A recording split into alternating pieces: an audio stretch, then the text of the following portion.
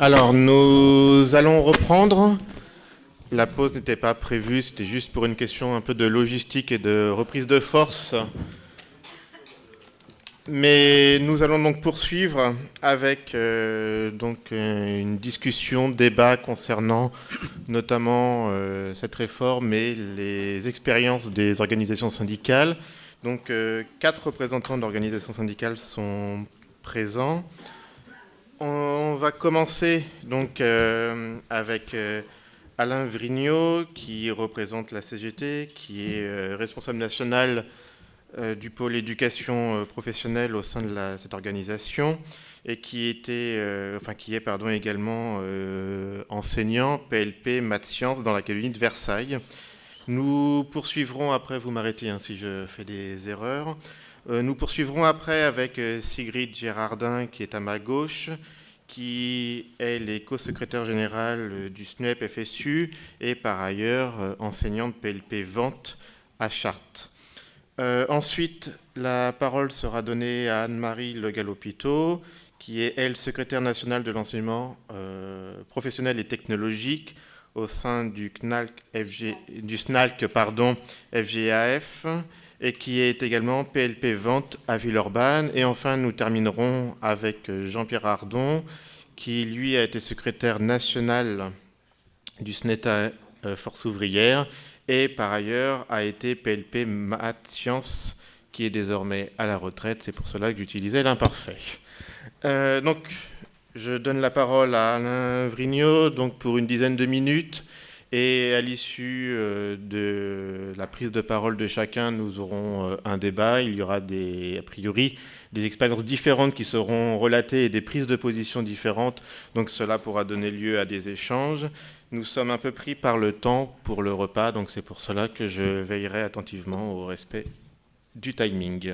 Je vous en prie. Merci. Bon, tout d'abord, je crois que je peux le faire au nom des organisations syndicales. Un grand merci aux organisateurs de ce colloque, qui nous permet d'avoir le temps de la réflexion sur le retour depuis 30 ans de la création du bac professionnel.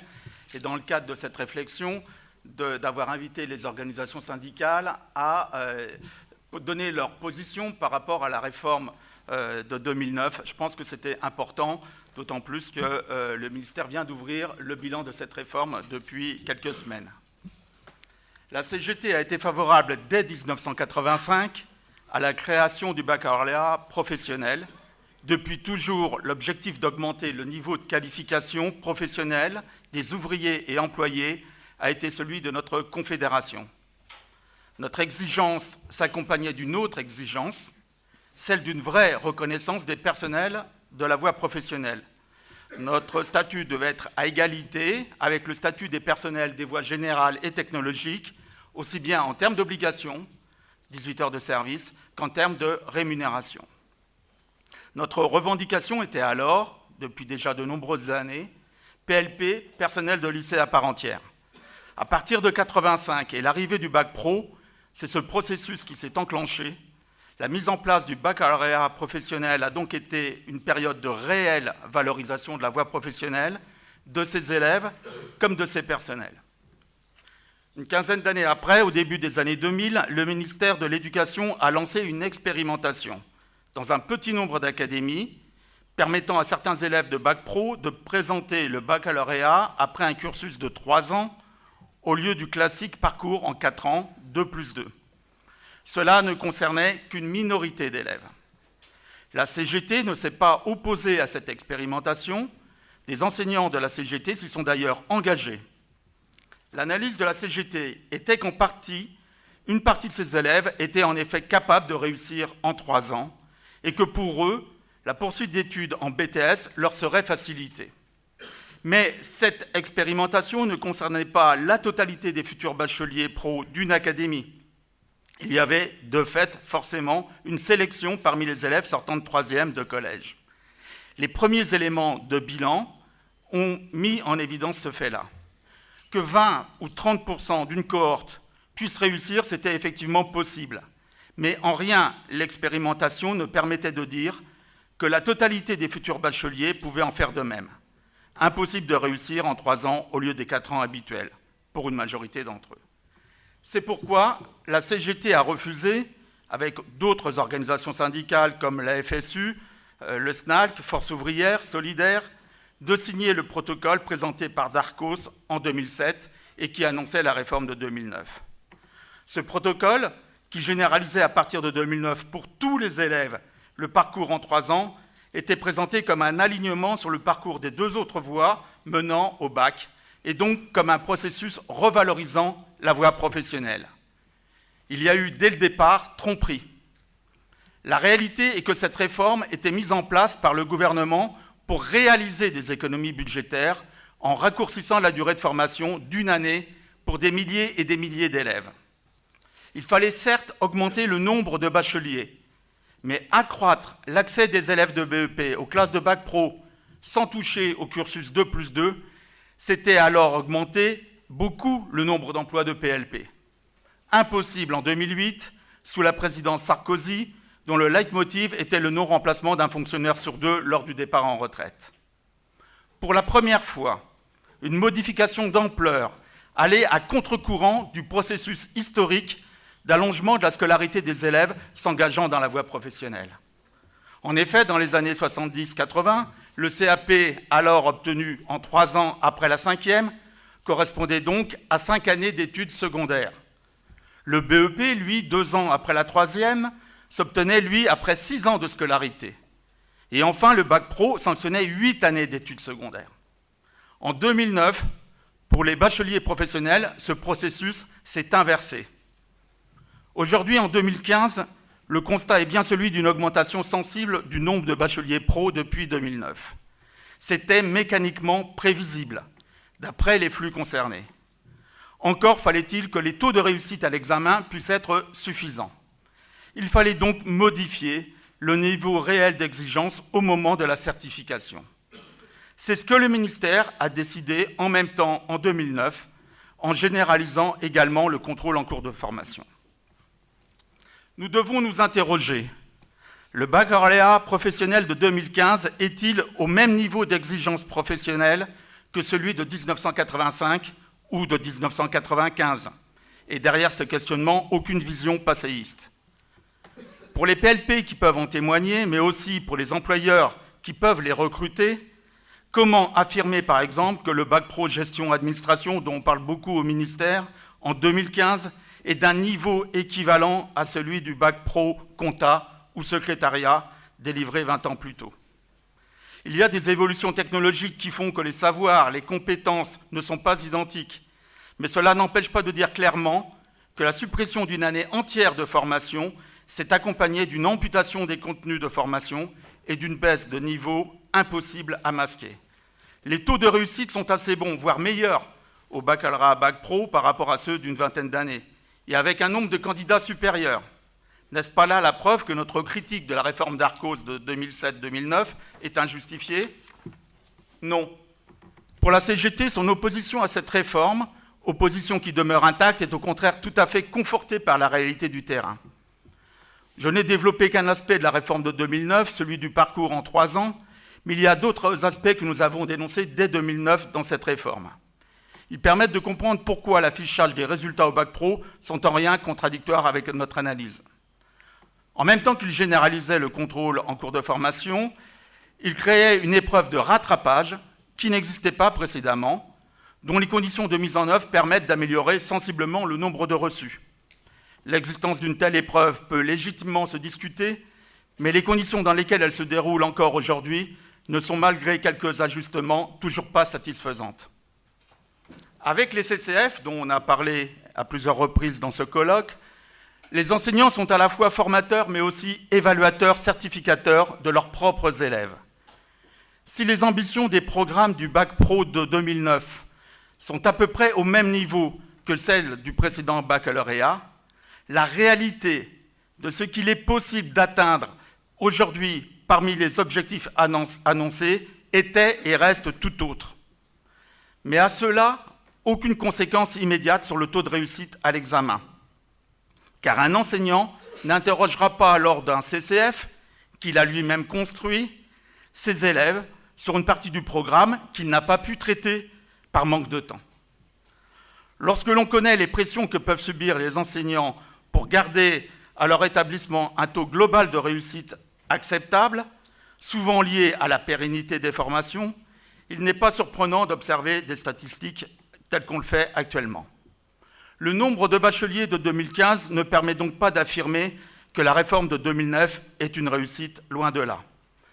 Interrogeons nos collègues des classes de BTS, qui accueillent de plus en plus les bacheliers pro pour des poursuites d'études, pour connaître leur appréciation sur le niveau réel des bacheliers professionnels depuis la réforme du bac pro en 3 ans. Cette interrogation, elle est aussi celle qu'on pourrait faire pour les nombreux employeurs qui ne retrouvent pas, avec les actuels bacheliers, le niveau de compétences professionnelles qui était le leur dans un cursus BEP bac pro en 4 ans. Et cela ne s'explique pas seulement par un manque de maturité d'élèves plus jeunes. Il serait d'ailleurs intéressant d'avoir à un niveau national, et peut-être en fonction de filières, le ressenti du côté des employeurs qui recrutent au niveau 4 depuis la réforme de 2009. On ne peut dissocier dans notre réflexion sur les évolutions en cours dans la voie professionnelle le nombre de diplômés de la valeur réelle de leur diplôme. La réforme, en réduisant d'une année de formation et en augmentant le nombre de bacheliers, a comme effet de pousser évidemment les élèves de la voie pro à une poursuite d'études. C'était prévisible et la poursuite d'études est une bonne chose. Encore une fois, cela correspond à notre exigence d'élévation du niveau de qualification. En permettant réellement 2 années de poursuite d'études en BTS, on remettrait la voie professionnelle sur le bon chemin, celui d'un processus continu d'une durée de scolarisation et de formation en augmentation. Mais comment les sections de BTS peuvent ou doivent-elles évoluer pour accueillir cet afflux d'élèves de la voie professionnelle dont, nous le savons, le niveau de professionnalisation a baissé depuis la réforme? En instaurant les CCF dans les sections de BTS, comme il a commencé à le faire, le ministère ne cherche-t-il pas, comme il l'a fait avec le bac pro, à casser le thermomètre pour ne pas mesurer des taux de réussite inquiétants? Pour la CGT, il faut garder une vraie valeur au baccalauréat professionnel, il faut garder une vraie valeur au BTS, et cela doit passer par un niveau d'exigence identique à celui d'avant la réforme, et un mode de certification sans dérive possible. La réussite d'un parcours en BTS pour un élève de la voie pro, cela peut se traduire par exemple par une mise en place de classes d'adaptation avec des modules spécifiques, voire une année entière de préparatoire ou d'adaptation à l'entrée en BTS. Attribuer un diplôme baccalauréat ou BTS ne suffit pas en soi à résoudre le problème de l'insertion professionnelle. Il faut que l'obtention de ces diplômes représente une réelle qualification et sa reconnaissance par tous, jeunes salariés comme employeurs, sans équivoque. Je ne veux pas dépasser le cadre des 10 minutes attribuées pour laisser la parole à mes camarades. Je terminerai donc cette contribution rapidement par 2 points de la réforme. Pour la CGT, il est souhaitable que les élèves du bac pro accomplissent des périodes de formation en milieu professionnel, les PFMP, mais la durée de celle-ci est aujourd'hui trop importante. Nous voulons une réduction des PFMP de 22 semaines actuellement à 16 semaines. Les conditions dans lesquelles elles se déroulent ne sont pas satisfaisantes dans beaucoup de cas. Bon nombre de tuteurs et de chefs d'entreprise ne sont pas formés à l'encadrement des PFMP. Nous le constatons malheureusement tous les jours pour certains employeurs, l'accueil de ces jeunes représente plus une aubaine pour faire tourner l'entreprise qu'une possibilité réelle de formation. La recherche de stage devient pour nos élèves d'ailleurs une source d'angoisse devant les difficultés qu'ils rencontrent. Enfin, un dernier point important de la réforme de 2009, l'accompagnement personnalisé. Il a été instauré à l'occasion de cette réforme et largement repris ensuite dans les autres formes du lycée, général et technologique, comme il vient de le faire pour la réforme du collège. Cela ne nous convient pas. Nous ne sommes évidemment pas opposés au travail individualisé au plus près des besoins de l'élève. Mais l'AP, l'accompagnement personnalisé, n'est pas cela. Les moyens horaires qui sont donnés dans les dotations horaires globales des établissements ne le permettent pas. L'AP n'est donc alors qu'un prétexte à renvoyer vers le seul élève, voire son enseignant, les raisons de ses difficultés ou de son échec. Comment faire de l'AP avec 15 élèves alors que les dédoublements ont en grande partie disparu et que les volumes disciplinaires ont fondu? Je ne développe pas plus, mais il y a avec l'AP une conception libérale de l'éducation qui renvoie à des situations ou des solutions individuelles, alors que c'est dans le fonctionnement collectif du groupe classe, de demi-groupe, d'effectifs réduits de ces classes, que se situe pour nous une bonne partie de la réponse. Merci. Alors, nous allons poursuivre. À partir donc de l'intervention de Sigrid Girardin, qui représente le SNUEP FSU. Bonjour à toutes et à tous. En amont de mon intervention, je tiens à préciser que le SNUEP FSU partage entièrement les analyses qui viennent d'être développées par la CGT. Vraiment un grand merci sincère à Fabienne Maillard et toute son équipe, déjà pour la tenue de ce colloque, parce que l'enseignement professionnel public est très rarement convoqué dans le débat public, dans le débat universitaire et dans le débat médiatique, malgré les enjeux qu'il représente. Les enjeux, on les a vus depuis hier. C'est un grand merci pour aussi de nous avoir invités, de nous avoir octroyé un espace de parole aux organisations syndicales, parce que nous représentons la voix des personnels.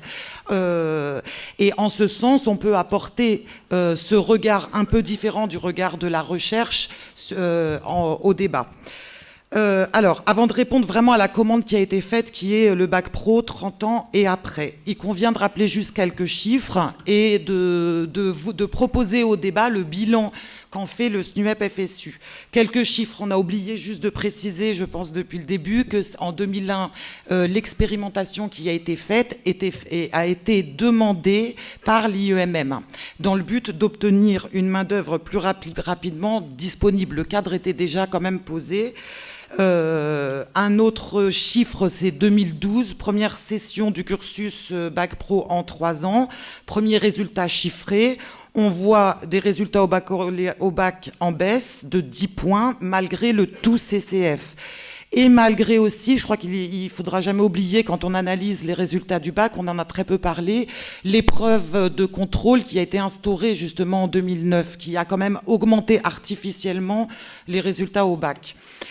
Et puis, évidemment, 5000 postes de PLP dans les lycées professionnels ont été supprimés, ce qui fait quand même 11% des postes en lycée pro.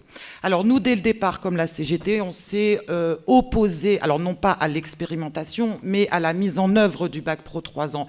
Bon, pour les mêmes raisons, on connaît nos élèves, on connaît la fragilité de nos élèves par rapport au savoir académique, et on savait qu'ils avaient besoin de temps pour s'approprier les savoirs scolaires et les savoirs professionnels. Deuxièmement, on avait évidemment aussi eu accès à l'audit gouvernemental de 2007 qui proposait que les enseignements de LP soient les prochaines cibles du budget. Du budget. Donc, évidemment, on connaissait les intentions de cette généralisation. Alors, quel bilan on pose? Quel bilan a fait le SNUEP FSU? Concernant les élèves, le constat est évidemment négatif et sans surprise. Insertion professionnelle plus difficile, réussite dans leur poursuite d'études entravée, quand dans le même temps, on n'observe aucun impact sur les sorties sans qualification et des résultats au baccalauréat toujours plus faibles qu'en cursus 4 ans. Comment on explique justement ces difficultés accrues de nos élèves? On l'explique par les dispositifs attenant à la réforme de la voie professionnelle, notamment l'AP, donc je ne vais pas développer, mon camarade a développé, mais aussi un dispositif qui s'appelle enseignement généralisé lié à la spécialité. En fait, on a pris du volume horaire des disciplines générales on a financé sur des horaires disciplinaires cette EGLS pour le flécher au service des enseignements professionnels, c'est-à-dire qu'on utilise de l'enseignement général, mais au service de l'enseignement professionnel. Et tout ça n'a pas été mis dans une visée pédagogique, étudiée ou documentée pour mieux faire étudier les élèves, mais bien dans un but idéologique pour répondre aux organisations patronales et renvoyer aux jeunes et aux enseignants la responsabilité de leurs échecs. C'est là où on se rejoint complètement. AP-EGLS, je crois que l'objectif et le constat est le même. Les CCF, entièrement d'accord avec mon camarade. Je rajouterais qu'ils ont été généralisés à quasi l'ensemble des disciplines. Donc les élèves se retrouvent en quasi-évaluation permanente sur des temps disciplinaires, une fois de plus. Donc les temps en classe, les temps de disciplinaire s'en trouvent réduits et impliquent de fait une réduction des connaissances de base qui percute évidemment leur poursuite d'études. PFMP, on l'a dit aussi, elles ont augmenté en nombre quand dans le même temps, on est passé de 4 ans à 3 ans. C'est encore du temps disciplinaire en moins pour nos élèves. Alors, quelque chose dont on n'a pas trop parlé, ça a été évoqué ce matin, c'est quand même les contenus. Et puis aussi, surtout, l'approche par compétences. Et l'évaluation par compétences dans l'ensemble des dispositifs est un dispositif qui, pour nous, qui entrave le niveau général des élèves et leur insertion professionnelle. Les évaluations sont construites pour valider des tâches, maintenant, à l'heure actuelle, voire des micro-tâches. Et c'est la somme de ces certifications de micro-tâches, aujourd'hui, qui valide les compétences professionnelles. Or, pour nous, c'est une approche antinomique de ce que devrait être la validation d'un diplôme professionnel. Pour nous, un diplôme professionnel, ce n'est pas une CQP. Les diplômes professionnels doivent préparer un élève à un métier, donc à une vision globale du métier, et non, comme les CQP, à une adaptation à son poste de travail. Et aujourd'hui, on voit une vraie dérive dans la certification des diplômes professionnels qui se rapproche plus de l'objectif des CQP que de l'objectif premier qui était de faire des travailleurs citoyens.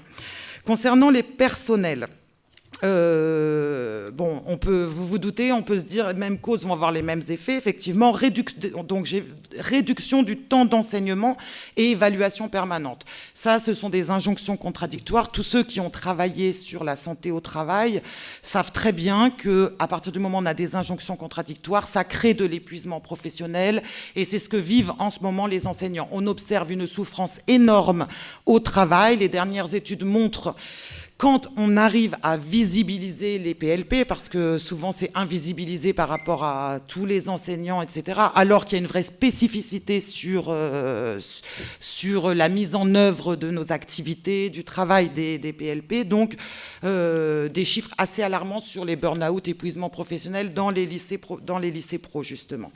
Globalisation, ce qu'on a vu tout à l'heure, globalisation et volume horaire complémentaire. Quelqu'un l'a dit ce matin, le bac pro, je crois que c'est M. Eckert, le bac pro, les volumes horaires des bacs pro sont aujourd'hui globalisés sur 3 ans et plus par année. Ce qui implique qu'il y a une réelle différence de traitement dans la validation horaire disciplinaire élève qui peut être très différente d'un établissement à l'autre, voire d'une classe à une autre dans un même établissement.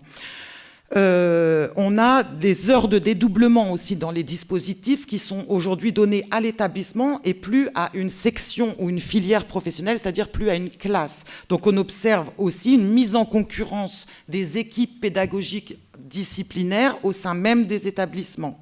Heureusement, l'AP et le GLS sont très souvent utilisés par les enseignants pour en fait dédoubler et pour permettre en fait un meilleur apprentissage des savoirs meilleur apprentissage pour les élèves et améliorer un peu les conditions de travail des collègues. Mais là, il y a un point important dont on n'a pas parlé, parce que c'est quand même assez technique, c'est que ça aujourd'hui, ce détournement de l'AP, de ne pas en faire ce qu'on doit en faire, ça implique qu'aucun élève dans l'enseignement de la voie professionnelle ne bénéficie de l'ensemble des heures réglementaires qui lui sont allouées sur les 3 ans de formation. Pour nous, ça, c'est un signe fort de l'échec aussi de la voie professionnelle. Bon, les CCF, entièrement d'accord aussi avec ce qu'a dit la CGT. Je rajouterais qu'ils ont en plus comme effet délétère, c'est qu'ils ont détérioré fortement les relations entre les personnels, les équipes de direction et les équipes d'inspection. Les pressions sur les enseignants qui n'auraient pas les bons résultats au CCF sont de plus en plus nombreuses. Et en fait, on se rend compte que les équipes d'inspection sont devenus de conseillers pédagogiques, ce sont devenus des inspecteurs de la bonne mise en œuvre de la réforme. Les évaluations des enseignants se focalisent aujourd'hui quasi sous le seul prisme des résultats au CCF et de leur docilité à mettre en œuvre la réforme. Bon, il y a d'autres choses, on ne peut pas développer tout aujourd'hui, mais il faut réfléchir aussi. On a des pistes de réflexion sur les pratiques pédagogiques, où là on s'inscrit un petit peu en faux avec ce qui a été dit hier à ce niveau-là. Sur les contenus d'enseignement, M. Eckert l'a évoqué, mais je pense que c'est important d'aller voir ce qui se passe sur les contenus d'enseignement et de réfléchir aussi peut-être à la place d'un référentiel pédagogique associé au RAP, ce qui pourrait peut-être vider complètement les RAP de programme, ce qui était un but au départ. Et il faut qu'on réfléchisse aussi, je pense, à la place des certifications, des habilitations dans les formations. À qui sont imputables de certifier des habilitations qui sont une exigence de l'entreprise? Est-ce que c'est à l'entreprise de le faire ou est-ce que c'est à l'éducation nationale de le faire? Aujourd'hui, on le fait, et évidemment, sans aucun moyen supplémentaire. Mais ça, c'est une réflexion qu'on doit mener. Pour conclure, le SNUEP revendique un bilan global de cette réforme depuis déjà 3-4 ans. Le ministère vient enfin de concéder à cette revendication. Les groupes de travail ont débuté. Mais le ministère a posé le préalable de ne pas remettre en cause les parcours en 3 ans, ce qui pour nous est un postulat qui n'est pas acceptable au regard du bilan assez négatif de cette réforme. Pour nous, nos élèves, c'est une évidence, ont besoin de temps disciplinaire en plus. Donc il va falloir vraiment réfléchir et je pense que tous les rapports vont dans le même sens. Il faut du temps disciplinaire. Est-ce qu'on en rajoute dans le cadre 3 ans? Comment on fait pour remettre en place des parcours 4 ans? Mais il faut réfléchir à ce temps disciplinaire. Oui, parce que tous les élèves ne peuvent pas réussir en 3 ans. C'est un constat qu'on mesure tous les jours. Si on est dans un cadre, si on décide de rester dans un cadre du Bac Pro 3 ans, et pour améliorer la réussite des élèves et leur poursuite d'études, il faut réfléchir à la possibilité d'un parcours plus long vers l'enseignement supérieur, BTS, IUT ou licence. Pour le SNUEP FSU, nous sommes opposés aujourd'hui à une année propédeutique parce qu'on sait qu'elle ne fonctionne pas. Pour nous, il faut penser l'allongement, mettons, en 3 ans ou en 4 ans pour la licence, mais dans sa globalité. Les premières pistes de réflexion du ministère, d'ailleurs, sont assez alarmantes. Nous nous sommes opposés au BPS, le brevet professionnel supérieur, qui avait été proposé par Madame Fioraso avant qu'elle parte. On a beaucoup de choses sur notre site si vous voulez voir les raisons. Et aujourd'hui, il y a eu aussi le rapport Stranes qui est tombé il y a quelque temps et qui parle évidemment des lycéens professionnels. Aujourd'hui, je viens de voir sur le Café des pédagogies qu'il y a eu un rapport d'IG qui parle justement des affectations dans les études supérieures et disent que les systèmes de quotas est un échec. Ils parlent de sabotage rectoral. Enfin bon, donc à voir. En tout cas, pour nous, le rapport Stranes présente des dangers parce qu'il veut, pour les élèves de bac professionnel et bac technologique, instituer un examen de dossier. Pour nous, ça remet en cause l'accès au droit d'aller en études supérieures pour les lycéens professionnels. Donc pour nous, à partir de ce moment-là, c'est pas acceptable. Il faut que l'État organise sa mission de service public et aille au bout de sa mission, c'est-à-dire mettre les moyens pour que tous les bacs se valent, pour que les lycéens professionnels puissent suivre leurs études au même titre que les autres bacheliers. Il est aussi indispensable pour le SNUEP FSI de revisiter donc l'ensemble des dispositifs de cette réforme avec la profession, de façon à redonner du temps disciplinaire et aux disciplines générales et professionnelles et pour mieux former les élèves si on veut lutter contre le décrochage et identifier les décrochages parce que c'est quelque chose qu'on nous demande à l'heure actuelle. D'ailleurs, pour la loi d'orientation, il était prévu 4000 postes pour les élèves en grande difficulté. Or, ces 4000 postes c'était fléché dans la loi d'orientation, ont été affectés au collège pour la réforme du collège. Aujourd'hui, alors que le ministère dit vouloir lutter contre la difficulté scolaire, rien n'est donné au lycée professionnel. Alors qu'on sait que le lycée professionnel, c'est un des derniers remparts contre les sorties sans qualification. Donc, le SNUEP-FSU continue d'exiger une autre réforme qui redonnerait du temps d'apprentissage des savoirs et des savoir-faire aux élèves. Pour nous, c'est une condition indispensable pour que tous les jeunes de lycée professionnel accèdent à leur émancipation. Pour nous, cette finalité reste quelque chose d'essentiel. L'émancipation des travailleuses et des travailleurs et des citoyens et des citoyennes. C'est ce que nous portons évidemment dans les groupes de travail que nous suivons à l'heure actuelle au ministère. Merci beaucoup. Alors nous allons poursuivre avec une nouvelle intervention, celle donc d'Anne-Marie Le Galopito, qui va nous représenter donc le SNALC. Je vais réussir à le dire d'ici quelques minutes. Bonjour à tous. Alors d'abord, encore une fois, merci. C'est la première fois que j'assiste à un colloque de ce genre et pour une fois que la voie professionnelle fait l'objet d'un examen sérieux, bravo et merci. J'ai appris beaucoup de choses et j'espère que ça se renouvellera. Et je voudrais bien la même chose sur la voie technologique et les 50 ans du bac techno. Premier point, nous, le SNALC a toujours été favorable à la création du bac professionnel. Je vais faire une présentation la plus brève possible en 3 points. D'abord, notre point de vue à l'arrivée du bac pro en 3 ans, c'est-à-dire les négociations entre guillemets, enfin les injonctions de 2008, et puis ensuite ce qu'on constate et pourquoi ça confirme ce qu'on avait prévu et ce qu'on propose. Alors, en ce qui concerne la généralisation qu'on nous a annoncée en 2008,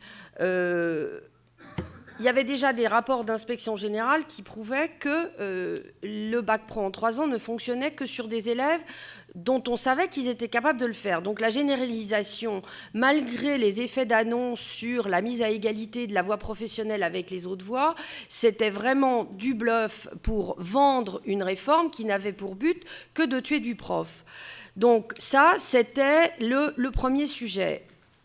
Nous, on a défendu bec et ongle pendant toutes les négociations le fait que plutôt que de réparer et de faire de la remédiation à tout va une fois qu'on a bien cassé les gamins, il fallait maintenir la possibilité du 2+2, même si on ouvrait la possibilité des 3 ans, parce que notre travail en lycée professionnel consiste très souvent d'abord à restaurer chez ces jeunes la confiance qu'ils ont perdue en eux-mêmes.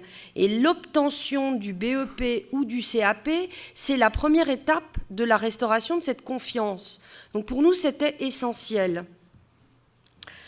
Et on avait déjà annoncé que le nombre de sorties sans diplôme serait stable, voire en hausse. Les stats nous prouvent qu'on avait raison.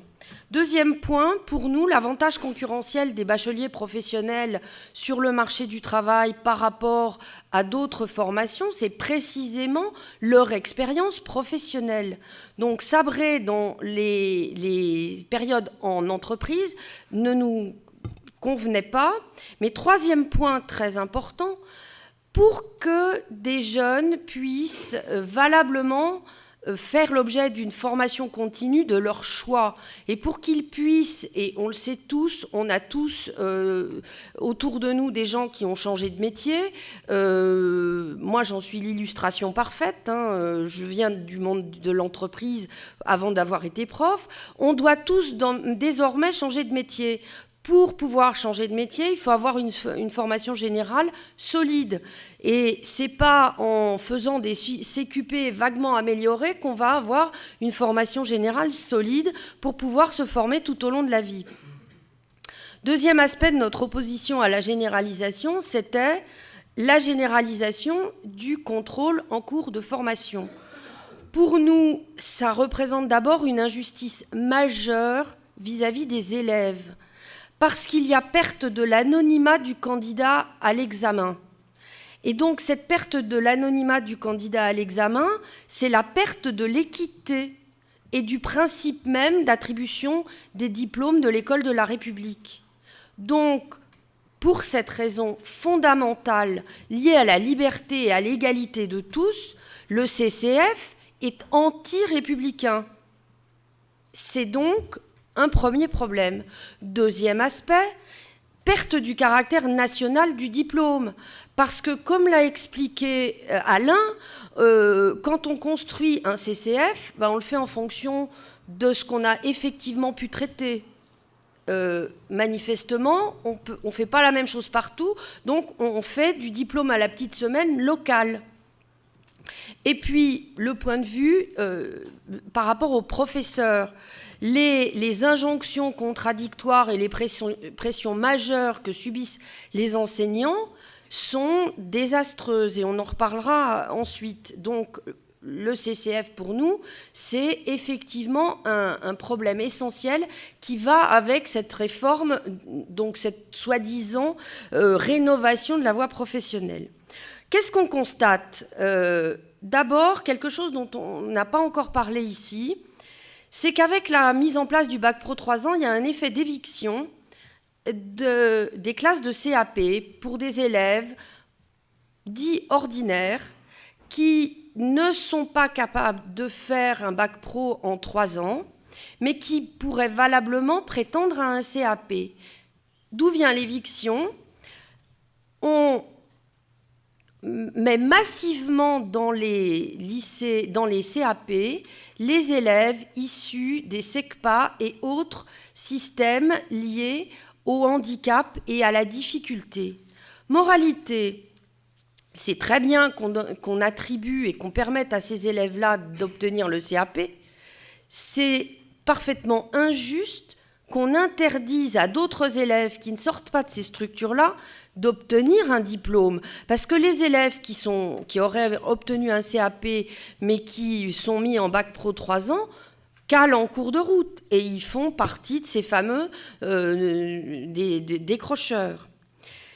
Et puis, en ce qui concerne l'effet, le bac pro 3 ans, il y a aussi autre chose dont on ne parle peu, c'est l'effet d'opportunité. Alors hier, Madame Trocmé a évoqué le principal du collège de son enfant qui disait, pour avoir un BTS, passer par le bac pro, ça sera plus facile. Eh ben non, c'est pas plus facile, parce qu'effectivement, ils vont décrocher le bac pro, mais alors derrière, bonjour le BTS. Donc effectivement, il y a une vente mensongère du bac pro 3 ans. Et on a largement parlé de la dévalorisation des titres. Cette généralisation du bac pro à 3 ans, c'est un vrai problème quant à la réalité de la valeur du titre. On a aussi évoqué, et nous y sommes confrontés quotidiennement dans nos classes, le manque de maturité des élèves. On se retrouve, et on l'avait aussi annoncé, on se retrouve avec des élèves qui n'ont jamais eu le droit de redoubler, on les fait passer à marche forcée, ils ne savent pas lire, c'est pas grave, ils continuent. Donc nous, alors à l'arrivée, on fait comme on peut. Et déjà, le manque de maturité fait aussi qu'ils ont pas forcément choisi l'orientation ou la classe dans laquelle ils se retrouvent, et c'est le débat entre affectation et orientation. Donc, on se retrouve avec des jeunes qui, du fait de leur manque de maturité, vont être décrocheurs parce qu'ils sont dans des situations qu'ils n'ont pas choisies, et puis par-dessus le marché, ils n'ont pas, par rapport au stage en entreprise, ils n'ont pas forcément l'âge pour pouvoir y aller, et ça pose effectivement beaucoup de problèmes. Deuxième aspect, et par rapport au bac pro 3 ans, j'en viens au personnel. Pour moi, le bac pro 3 ans, en dehors du fait que c'est une suppression de postes pour les enseignants, en gros, heureusement, il n'y a pas eu de suicide ou pas qu'on connaisse, contrairement à la réforme de la voie technologique industrielle, mais les enseignants connaissent une perte du sens de leur métier. Et aujourd'hui, le fait d'avoir le CCF en permanence au-dessus de notre tête, avec la pression des parents, parce que les parents vous téléphonent ou viennent vous voir, pas toujours avec des attitudes très amènes. Et surtout, la pression de la hiérarchie, des chefs d'établissement qui vous mettent au pilori à la réunion de rentrée. Moi, ça m'est arrivé. Il n'y a pas eu assez de résultats au bac service. À l'époque, c'était le bac service. Maintenant, ça s'appelle ARCU. C'est de votre faute. Bah oui, merci, c'est gentil, mais c'est pas vrai. Donc, j'en conclurai sur le fait que le pilotage par les flux, c'est dévaloriser les diplômes, c'est dévaloriser le métier d'enseignant et c'est massacrer à tous les étages les profs et les élèves. Pour terminer, et très rapidement, vous trouverez sur le site du SNALC le projet que nous présentons depuis déjà 2 ans du lycée de tous les savoirs. En gros, pour nous, il y a deux points clés en ce qui concerne la voie professionnelle. L'accès possible en 2+2 avec le CAP et une correspondance pour aller en première. Ensuite, la possibilité de créer une classe SAS, transition, on l'appelle comme on veut, entre la 3e et le début du bac pro 3 ans, pour des élèves qui ne savent pas ce qu'ils veulent faire. Je rappelle qu'ils sont à un âge où ils ont un peu de mal à choisir, et on tient compte de l'idée que le lycée professionnel, c'est un choix qui peut être tout à fait pertinent, mais c'est quand même intéressant de leur montrer des métiers de la voie industrielle et de la voie tertiaire. Donc nous, on a un système de majeur-mineur, et du coup, dernier point, on propose, et il y a des expériences qui fonctionnent dans l'Académie de Strasbourg, donc je ne suis pas d'accord sur ce sujet avec ma voisine de droite. Nous, on propose une année de préparation à la poursuite d'études, parce qu'il n'y a pas de raison qu'ils ne réussissent pas dans le niveau supérieur. Je rappelle qu'ils ont quand même une grande force, c'est leur expérience en entreprise par rapport à leurs concurrents, entre guillemets, de la voie technologique, qui ont beaucoup moins d'expérience dans ce domaine. Et nous, on veut que le CCF soit exclusivement réservé aux périodes de formation en milieu professionnel. On veut rétablir l'égalité avec des épreuves ponctuelles d'examen.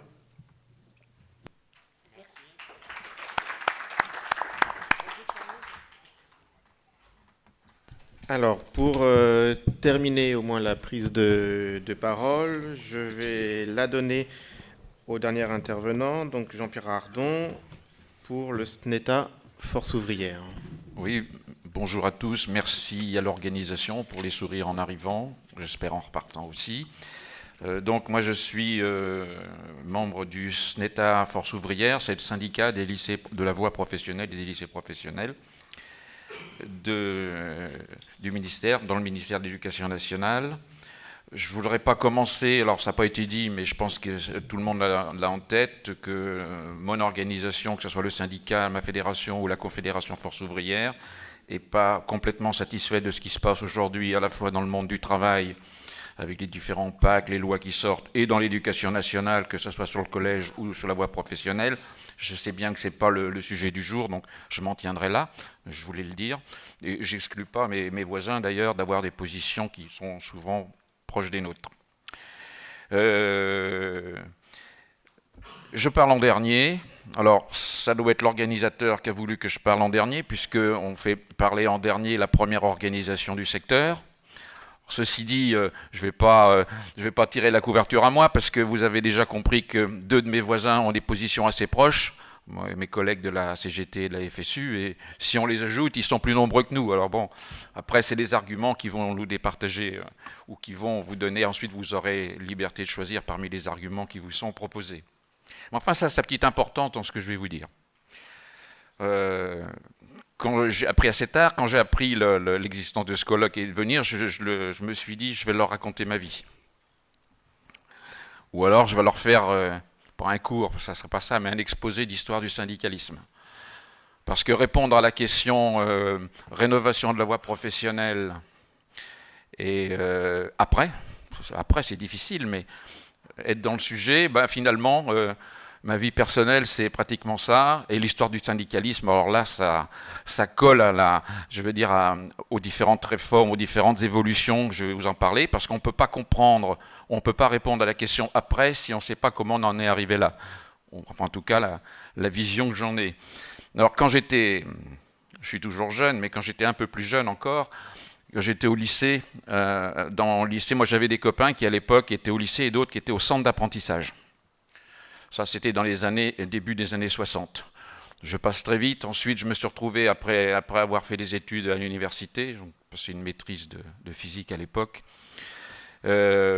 Pour gagner un peu d'argent quand j'étais étudiant, j'avais postulé, j'ai été maître auxiliaire.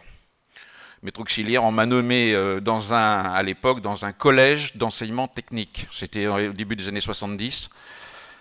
Collège d'enseignement technique, il y avait à l'époque beaucoup de CAP. Les BEP sont apparus, il y avait beaucoup de CAP. J'avais des classes de CAP. Les syndicats que je fréquentais à l'époque, je suis tombé dans un nid où c'était les collègues de la CGT qui y étaient. Très sympathiques, j'ai gardé quelques contacts avec eux.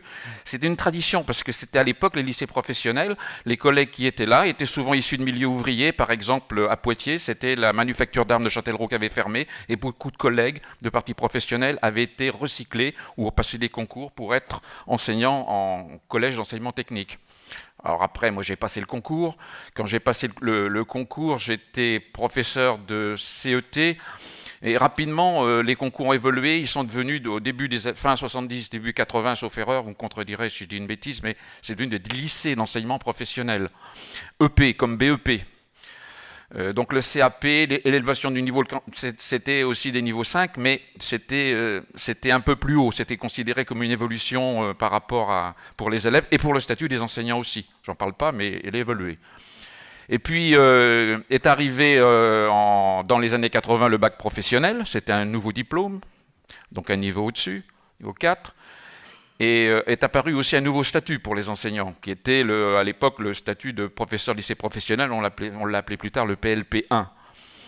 Alors le PLP1 ensuite est intervenu une revalorisation avec des diplômes supplémentaires, le PLP2. Alors moi, comme j'étais gourmand, que je ne voulais pas attendre la revalorisation par lycée d'aptitude, vers 40 ans, j'ai dû passer le PLP2 à l'époque pour être en externe avec les collègues de diversité, les futurs collègues. Donc il y avait un niveau d'élévation pour les élèves et un niveau d'élévation des qualifications pour les enseignants également. Alors ça s'est poursuivi et puis on passe un peu, on arrive donc ensuite à un moment où des expérimentations avaient été faite. Alors je souscris à ce qui a été dit, pas à l'analyse et aux conséquences, mais ce qui a été dit, mon voisin, c'est exact, il a une vue. Il y a eu l'expérimentation du Bac Pro 3 ans, et puis ensuite, il y a eu une proposition qui a été faite par le ministère d'Arcos de passer à un Bac Pro 3 ans. Alors ça ne s'est pas fait d'un seul coup, ça s'est fait en plusieurs étapes, selon moi. Je me souviens d'ailleurs qu'à ce moment-là, lorsque les propositions ont été faites, mon organisation, le SNETA, à l'époque, c'était pas Force ouvrière, parce qu'on est passé, ça c'est importance dans l'évolution. Moi, j'ai connu mes camarades de la CGT quand j'étais enseignant débutant, puis ceux de la FEN, qui est devenu UNSA depuis, puis la FSU, puis ensuite EIL, et maintenant Force ouvrière. Mais c'est pas parce qu'on est des caractériels, enfin peut-être un peu, mais c'est aussi parce que ça correspond à des projets et des motivations. Je respecte les vôtres, mais nous, on avait nos motivations à ce moment-là. Donc le ministère d'Arcos a proposé un Bac Pro 3 ans. Je me souviens très bien avoir une réunion, on était vent debout contre le Bac Pro 3 ans, avant de le signer. Contre le Bac Pro 3 ans.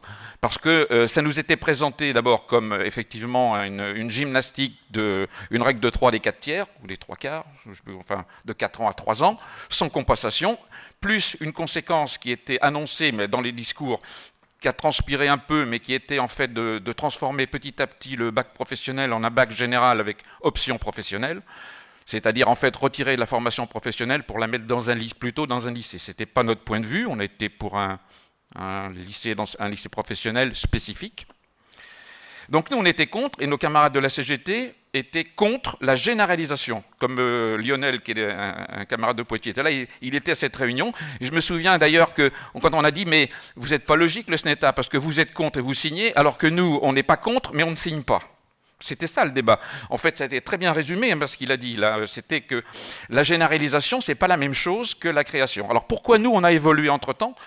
Eh bien, il y a une raison, c'est que dans l'éducation nationale, il y a des syndicats majoritaires qui engagent la responsabilité des professeurs.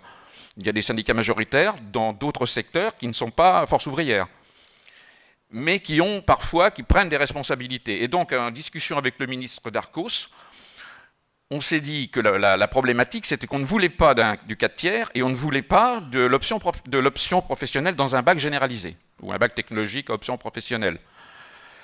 Et donc, je passe très vite, le deal, la négociation et la signature qui a eu lieu portait sur les choses suivantes. Création d'un bac professionnel qui reste en lycée professionnel en 3 ans, avec, pour les élèves qui ne peuvent pas suivre, c'est-à-dire ceux qui ne sont pas du niveau, qui n'ont pas les connaissances nécessaires pour suivre un cycle en 3 ans, la création d'un CAP 2 ans, après la 3e. Le CAP 2 ans après la 3e, avec une possibilité de réintégrer ensuite le bac, après une année de CAP ou après 2 années de CAP, c'était à discuter. Donc, voilà. Donc en fait, un bac pro en 4 ans qui était maintenu, avec des créations de CAP 3 ans dans chaque bassin de formation où un bac professionnel 3 ans était créé.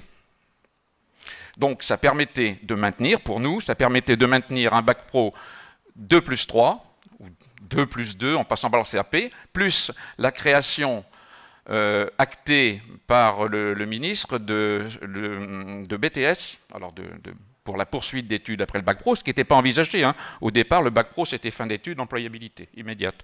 Donc une poursuite d'études de 2 ans, avec possibilité de le faire, d'implanter des sections en lycée professionnel. Alors c'était possible parce que dans la foulée, le ministre a changé le statut des PLP, des professeurs de lycée professionnel, l'a changé pour permettre à ces derniers d'enseigner, ce qu'ils ne pouvaient pas faire avant, d'enseigner en BTS, voire en licence professionnelle. Alors, on peut voir là-dessus, donc dans un premier temps c'était acté, on a vu la création de CAP, et puis il y a eu un changement de ministère, Darcos est parti, il a été remplacé par, j'oublie son nom, Châtel. Châtel, c'est lui qui avait oublié le nom de son prédécesseur. Et quand il a oublié le nom de son prédécesseur, il me reste 5 minutes, non mais je termine parce qu'il y en a qui ont été plus longs que moi. Non c'est vrai, parce que je comptais dire du bien de l'organisation, mais je ne vais pas le faire, hein, je n'ai pas le temps. Bon, je termine. Hein. Je termine en élargissant un petit peu pour vous suggérer, je ne sais plus ce que je disais du coup. Oui, je partage un peu l'analyse, mais nous on est pour le après, c'est pour l'application de la signature du ministre. Donc en fait, en ce moment, non seulement il ne voit plus ça, mais c'est vrai que la suppression d'un fonctionnaire sur 2 et puis la politique actuelle qui n'est pas vraiment différente nuit et donc ne permet pas. Donc la CGT va nous traiter de naïfs et nous on leur dit mais venez nous aider à soutenir parce que vous aussi vous représentez quelque chose dans la formation professionnelle, donc à débattre pour pouvoir imposer une voie spécifique en lycée professionnel. Alors, je conclus en élargissant un petit peu. Donc, le après, c'est le fameux 3 voies, enseignement général pour l'université, enseignement technologique pour le DUT, je schématise, enseignement professionnel pour le BTS, implanté au lycée professionnel. Ceci, ça se prépare dans les CPC. Alors, tout à l'heure, il y avait des représentants qui ont beaucoup parlé des entreprises. Nous, on s'entend... Alors j'allais dire pour ce qui est de l'enseignement professionnel, on y a une bonne entente dans les CPC par exemple. Les CPC c'est ce qui prépare les diplômes, enfin ce qui préparait parce qu'actuellement il y a quelques interrogations. Nous on n'a pas d'opposition, même parfois on est plus proche des collègues des représentants des entreprises que de certaines organisations syndicales, notamment sur les PFMP, là on a un vrai débat entre nous. Nous on n'est pas d'accord, on veut 22 semaines minimum, enfin 22 semaines c'est bien, pour que l'apprentissage ne soit pas le seul cas possible où les élèves ont un contact avec l'entreprise. Et on veut reprofessionnaliser, alors je vous invite à y réfléchir, reprofessionnaliser la voie professionnelle. Avec 3 interrogations que je vous livre, comme ce matin c'était élargi, donc ça va sortir du cadre, mais c'est intéressant d'y réfléchir. C'est les questions que se pose notre fédération et la confédération. J'ai même vu que d'autres confédérations se posent le même type de questions. C'est, première chose, quel est l'avenir ? Alors, quel est l'avenir de la formation professionnelle avec les nouvelles cartes des formations et la réforme territoriale ? Autrement dit, est-ce qu'on va passer de la République actuelle à une République des territoires, voire une République fédérale ? Et quelles conséquences sur la formation professionnelle ? Il faut y réfléchir. Quel avenir pour nos élèves ? Parce qu'en fait, il y a un certain nombre d'endroits où le salariat est en baisse. C'est-à-dire qu'on va avoir à former, pas forcément les salariés, mais les travailleurs.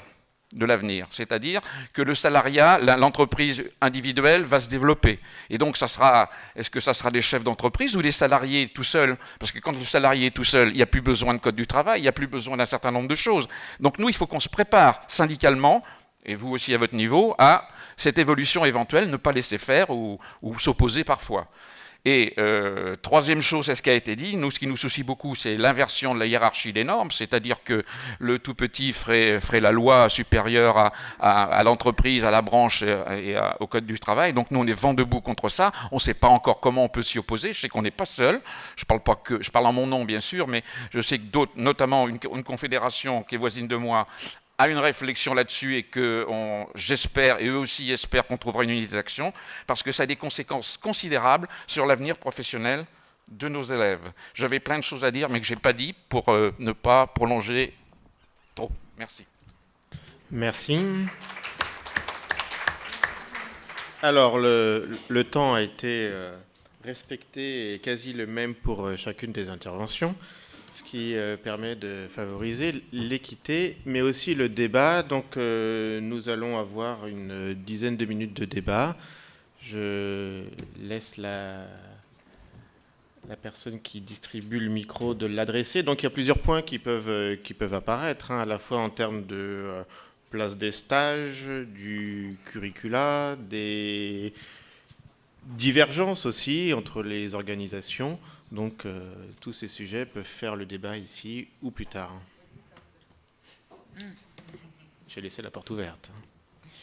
Donc, Sylvie Vinsart, secrétaire académique nationale du syndicat Action et Démocratie CFE-CGC, et nous sommes majoritaires dans l'académie de Lille.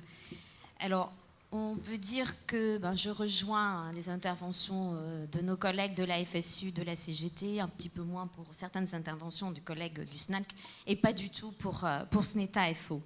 Alors, je vais intervenir d'abord. On a des enseignants de lycées professionnels qui sont malheureux de ne pouvoir mener à la réussite nos élèves depuis la réforme du Bac Pro 3 ans. Donc, contrairement à ce qui était dit, les risques... les collègues de la FSU qui l'a dit, les risques psychosociaux, les RPS, sont vraiment très importants. Nous, le constat, sur 2012, on a eu 3 suicides en lycée professionnel sur 3 mois. Fin juin, un collègue industriel. Début juillet, un collègue d'industriel. Et octobre 2012, une collègue de tertiaire. Donc voilà, c'est 3 cas dont on a en mémoire, malheureusement. Donc nous, les collègues veulent être heureux de pouvoir enseigner. Là, ils ne peuvent pas. Ils n'ont pas été formés. Ça s'est passé dans la contrainte. On sait maintenant, puis on remercie l'introduction qui a été faite mardi, on sait que derrière cette réforme, c'était pas une rénovation, c'était une réforme pour supprimer des postes, comme actuellement on va le faire avec la réforme aussi du collège. Il y a un constat qui n'avait pas été fait pour l'expérimentation qui a eu lieu dans l'académie. Donc il y avait 8 établissements, je l'ai déjà dit. Sur les 8, ça s'est planté. Aussi, récupération des moyens sur l'AP. L'AP devait être, soi-disant, la cheville ouvrière pour développer la réussite. Au niveau du cadre national, 2h30 hebdo pour les élèves. Dans la réalité, 2 heures. Donc déjà dans l'académie, on a récupéré une demi-heure, ça fait 115 postes. Voilà, multiplié par 10 au niveau national. C'était un moyen d'amener à la réussite les jeunes. Donc voilà, ça c'est pas possible non plus. Augmentation du nombre d'élèves par classe. On a plus d'élèves en Bac Pro, on a une augmentation, puisque avant la réforme, dans les zones violence, il y avait 24 élèves maxi. On est passé à 36 en enseignement tertiaire. Comment voulez-vous que les enseignants soient heureux? Comment voulez-vous qu'on arrive à mener à la réussite nos élèves quand il y en a 50% de plus dans des situations de tension? Non-formation des élèves. La suppression de postes, dans l'académie, ça s'est résulté à 20% de suppression de postes. Pourquoi? Parce qu'avant la réforme, on avait 42% de taux d'orientation après la 3e dans l'académie. Il y avait un chiffre national qui était de ramener à 30%. Bon, bah, si on ramène 30%, bah, on va supprimer des postes et on va faire des gamins malheureux parce que les gamins n'étaient pas plus au niveau en 2009, en 2012 qu'ils le sont en 2009. Voilà, donc on fait des malheureux. Maintenant, on fait aussi le bac pro GA, c'est un bac pro fourre-tout. Voilà, c'est... Oui.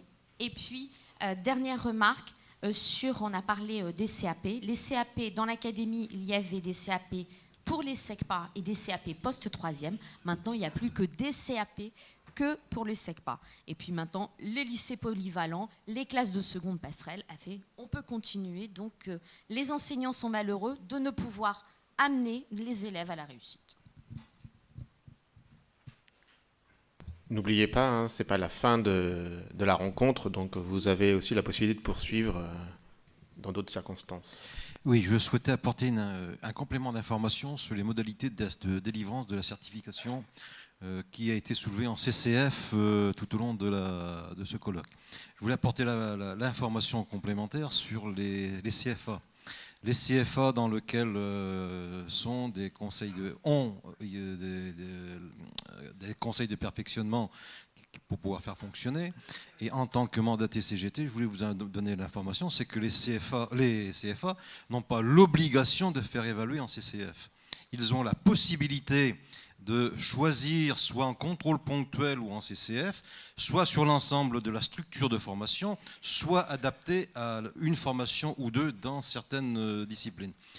Alors, moi je siège au niveau de la Charente et ils se sont engagés aussi, on les a fortement encouragés à s'engager dans le CCF, mais sachant que bon, par rapport à l'apprentissage, il y a 3 semaines, enfin, le rythme d'intervention dans les centres de formation fait qu'en enseignement général en général, ils font plus de certifications de CCF que d'enseignement. Donc ils arrivent à faire des CCF sur des enseignements qu'ils n'ont pas fait. Ça devient complètement aberrant.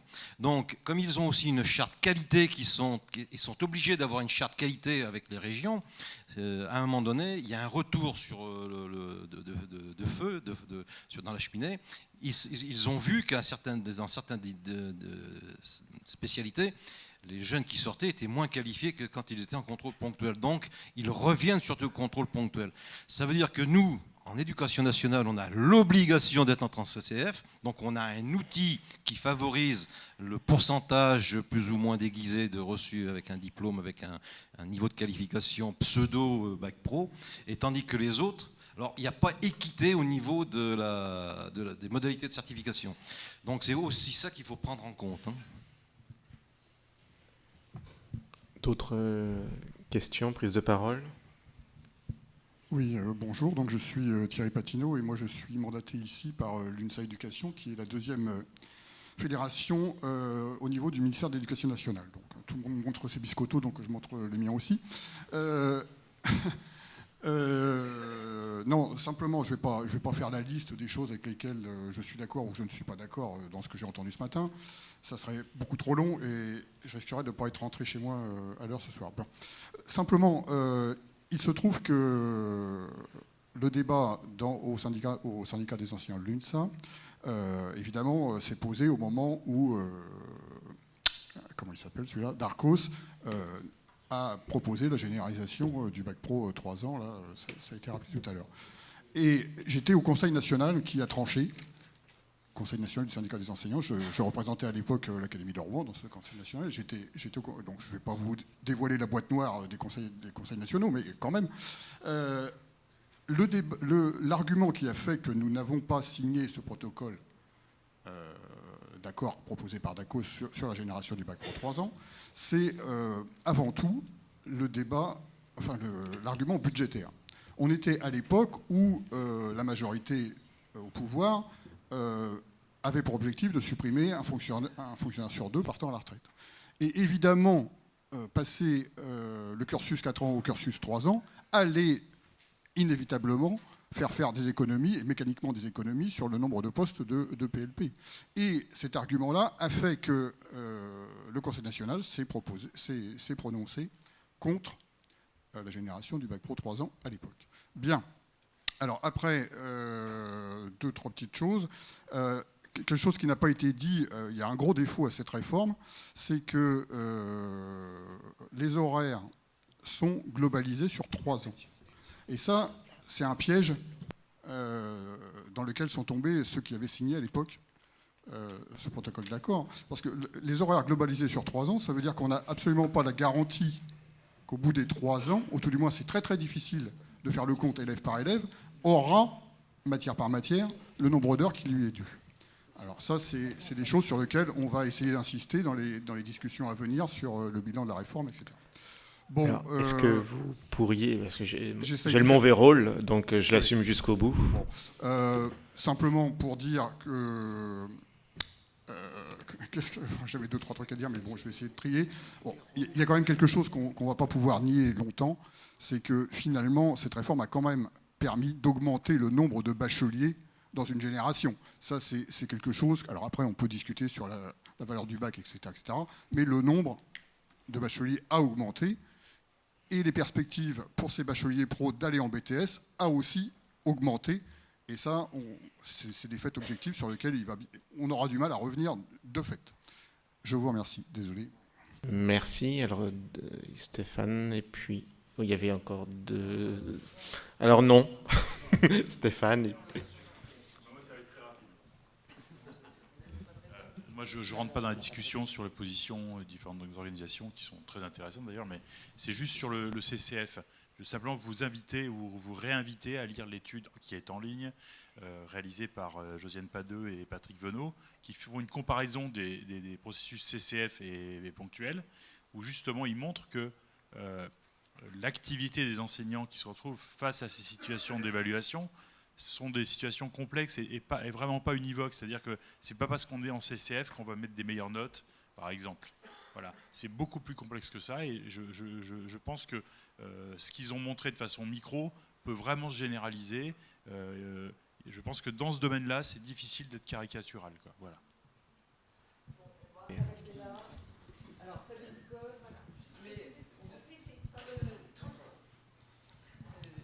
Juste un complément sur le CCF et sur la façon d'évaluer et sur l'idée que lorsqu'on revient à des copies à l'anonymat, il y a plus de justice entre les candidats.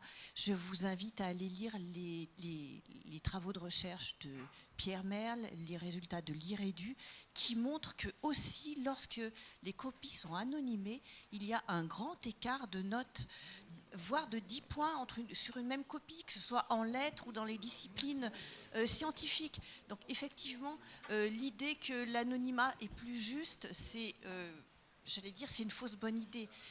Sur le CCF, et juste je termine, ça contribue, les travaux sur le travail enseignant montrent qu'il y a un élargissement des tâches qui sont affectées aux enseignants, et dans une logique de professionnalisation, effectivement, on leur demande de plus en plus d'endosser des casquettes différentes, et ces casquettes sont compliquées à construire et demandent de développer des gestes professionnels particuliers, et c'était dans ce sens que je voudrais intervenir, effectivement, et ce n'est pas facile de construire des gestes adaptés aux situations, aux nouvelles situations pédagogiques, qui nécessitent de plus en plus de professionnalisation, donc d'échanges entre collègues. Voilà, je ne vais pas aller plus. Merci. On va quand même, voilà.